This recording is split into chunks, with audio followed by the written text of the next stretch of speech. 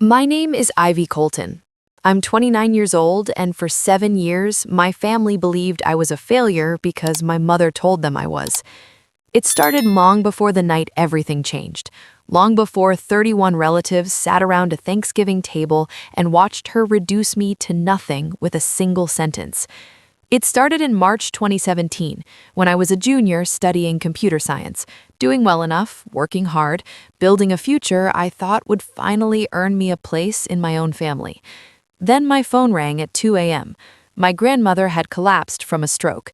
I called my mother first, hoping for urgency, for fear, for anything that sounded like love. Instead, she sounded annoyed. "She's old," she said. "That's what happens." My sister refused to come too, saying she had exams, so I drove 4 hours alone in the dark and walked into a hospital room where my grandmother lay half paralyzed, barely able to speak. When she squeezed my hand, I understood something with brutal clarity. No one else was coming. She needed someone full-time, and there was no money for care, so I left school. Not because I failed, not because I quit, but because someone had to stay. When I told my mother, she didn't argue. She calculated. "Don't tell the family," she said. "They don't need to know we can't handle our own problems." From that moment on, she rewrote my life. At family gatherings, she painted me as the dropout, the disappointment, the daughter who couldn't keep up. And I stayed quiet because fighting her in public always made me look like the problem. While she performed sadness for sympathy, I went home and helped my grandmother relearn how to live, feeding her, lifting her, sitting beside her through long nights. Then, when she slept, I started building something of my own. I taught myself to code properly, took online courses, and eventually applied for an internship. I got it. For a brief moment, it felt like my life was turning back on track. Then the offer disappeared. A concerned family member had called and warned them I was unreliable. I didn't need proof to know who did it. I confronted my mother, and she denied everything with the same calm certainty she used to control every narrative. That night, something in me changed. I stopped waiting for approval. I started working in silence. Freelance jobs paid just enough to survive, and every extra dollar went toward my grandmother's medication. I built a logistics software tool from scratch at a kitchen table, testing it with small businesses who didn't care about my degree, only whether it worked. It did. Slowly, clients grew, then revenue, then a company. I named it after my grandmother, not my family. I didn't tell anyone, not because I was ashamed, but because I had learned what visibility cost me. Years passed. My mother kept telling the same story at every holiday, and everyone kept believing it. Meanwhile, I built something real. By the third year, my company had dozens of clients and millions in revenue. Investors started calling. I still said nothing. Then one day, everything changed without my planning it. A major publication decided to feature my company and scheduled the article to go live on Thanksgiving Day, the same day my mother would once again present me as a failure.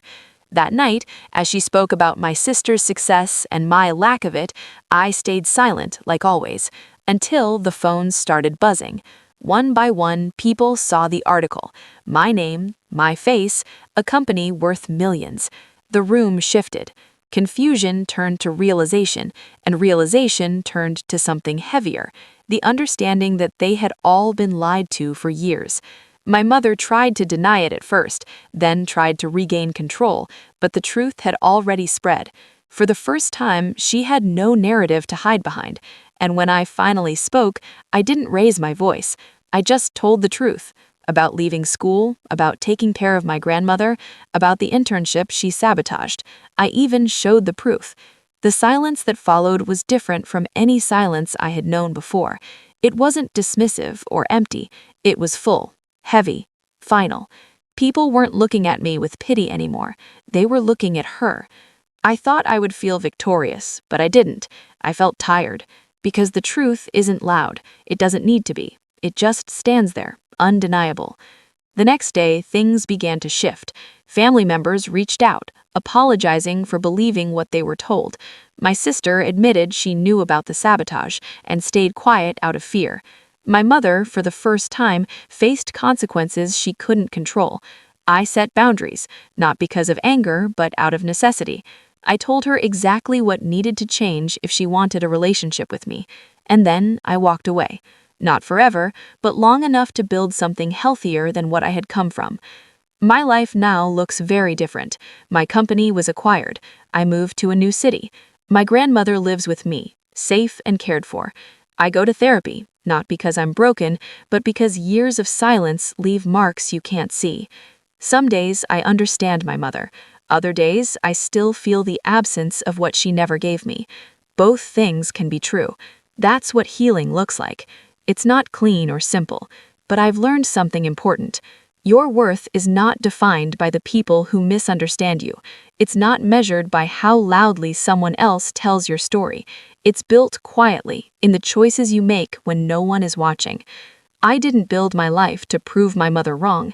I built it because my grandmother believed I was capable of something more, and that belief was enough to carry me through years of being unseen. If you've ever been the person at the table no one understands, the one whose story gets rewritten, the one who keeps going without recognition, know this: you don't need permission to become something more. You don't need applause to be valid. You can walk away from places that shrink you. You can build something in silence. And one day, whether anyone acknowledges it or not, that silence will speak for itself.